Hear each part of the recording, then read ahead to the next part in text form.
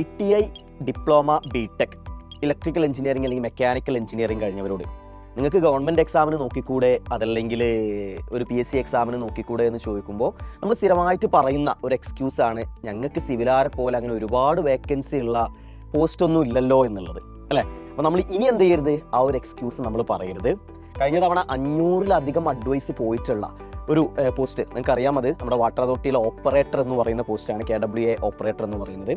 അപ്പോൾ അതിൻ്റെ പുതിയ നോട്ടിഫിക്കേഷൻസ് നമുക്ക് ഈ ഒരു 3-4 മാസത്തിനുള്ളിൽ എക്സ്പെക്റ്റ് ചെയ്യാം. അപ്പോൾ മെക്കാനിക്കൽ ഇലക്ട്രിക്കൽ എഞ്ചിനീയറിംഗ് കഴിഞ്ഞവർക്ക്, ITI ഡിപ്ലോമ BTech ഒക്കെ കഴിഞ്ഞവർക്ക് നാളെ വളരെ ഒരു ലാർജ് വേക്കൻസിയോട് കൂടിയിട്ട് വരുന്ന ഒരു എക്സാമാണ്. അപ്പോൾ നമുക്കൊരു 3-4 മാസത്തിനുള്ളിൽ നോട്ടിഫിക്കേഷൻ എക്സ്പെക്റ്റ് ചെയ്യാം. അത് കഴിഞ്ഞൊരു 4-5 മാസത്തിനുള്ളിൽ നമുക്ക് എന്ത് ചെയ്യാം, എക്സാമും നമുക്ക് എക്സ്പെക്റ്റ് ചെയ്യാം. ഒരുപാട് സമയമൊന്നും നമുക്ക് കിട്ടില്ല.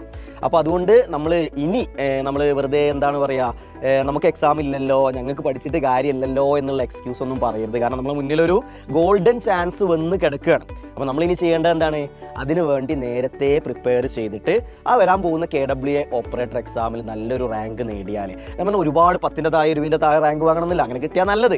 അതല്ല, നമുക്കൊരു 200-300 ഒക്കെ താഴെ റാങ്ക് കിട്ടിയാൽ തന്നെ നമുക്ക് ജോലി കിട്ടും, അല്ലേ?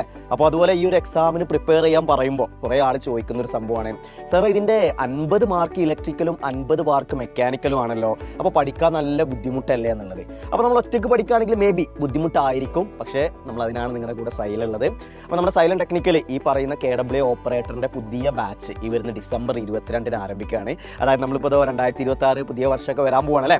അപ്പോൾ അതിലോട്ട് നമ്മൾ ഒരുപാട് ആൾക്കാർ കുറേ റെസൊല്യൂഷൻസും പുതിയ തീരുമാനങ്ങളൊക്കെ എടുക്കുന്നതാണ്. അപ്പോൾ മെക്കാനിക്കൽ ഇലക്ട്രിക്കൽ എഞ്ചിനീയേഴ്സ് നിങ്ങൾ ആത്മാർത്ഥമായിട്ട് നിങ്ങൾ പഠിച്ച ഫീൽഡിൽ തന്നെ ഒരു ഗവൺമെൻറ് ജോലി വേണമെന്ന് നിങ്ങൾ ലക്ഷ്യം വെക്കുന്നുണ്ടെങ്കിൽ അല്ലെങ്കിൽ ആഗ്രഹിക്കുന്നുണ്ടെങ്കിൽ നിങ്ങൾക്ക് ഈ ഒരു വർഷത്തെ റെസൊല്യൂഷനായിട്ട് അല്ലെങ്കിൽ നിങ്ങളുടെ ലക്ഷ്യമായിട്ട് ഇതിനെ കണക്കൂട്ടാം, അല്ലേ? നമ്മൾ എന്ത് ചെയ്യും, ഈ 2026 എക്സാം വരും, ഞാനത് എഴുതും, ഞാൻ നല്ലോണം പഠിച്ചിട്ട് എഴുതും, എന്നിട്ട് ഞാൻ നല്ലൊരു റാങ്ക് വാങ്ങും, എന്നിട്ട് ഞാൻ എന്ത് ചെയ്യും, ഒരു ഗവൺമെൻറ് ജോലിയൊക്കെ കിട്ടി വീട്ടുകാരുടെയും നാട്ടുകാരുടെ മുന്നിൽ ഇങ്ങനെ എന്താണ് പറയുക, തല ഉയർത്തി നടക്കുമെന്നുള്ള ഈ ഒരു റെസൊല്യൂഷൻ നിങ്ങൾക്ക് എടുക്കാം, അല്ലേ?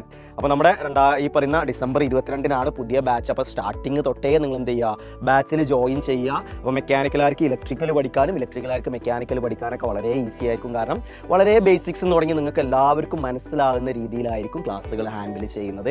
അതുപോലെ ടോപ്പിക്സുകൾ കവർ ചെയ്യുന്നതിനനുസരിച്ച് നിങ്ങൾക്ക് എക്സാംസുകൾ ഉണ്ടാവും, ലൈവ് പ്രീവിയസ് ക്വസ്റ്റ്യൻസ് ഡിസ്കഷൻസുകൾ ഉണ്ടാവും. അപ്പോൾ നിങ്ങൾ ഒരു എക്സാമിന് നിങ്ങൾ എങ്ങനെ പ്രിപ്പയർ ചെയ്യണോ ആ രീതിയിൽ തന്നെ നിങ്ങൾ എന്ത് ചെയ്യും, ആ ബാച്ചിൽ മെൻറ്റർ സപ്പോർട്ടോട് കൂടിയിട്ട് മുന്നോട്ട് കൊണ്ടുപോകും. അപ്പോൾ ഇതിൻ്റെ ഫീസ് എന്ന് പറയുന്നത് 2499 മാത്രമാണ്. അത് ഈ ഒരു ഏർലി ബേർഡ് ഓഫറിലാണ്. പെട്ടെന്ന് അഡ്മിഷൻ എടുക്കാം, ഫീസ് കൂടാം കുറയാം, എന്തും സംഭവിക്കാം. അപ്പോൾ നിങ്ങൾ എന്ത് ചെയ്യുക, ഇനി കൂടുതൽ വെയിറ്റ് ചെയ്യാതെ ഈ 2026 തന്നെ KWA ഓപ്പറേറ്ററിന് പഠിച്ചിട്ട് നല്ലൊരു റാങ്ക് വാങ്ങി നല്ലൊരു ജോലി നിങ്ങൾക്ക് എല്ലാവർക്കും നേടാൻ പറ്റട്ടെ. All the best.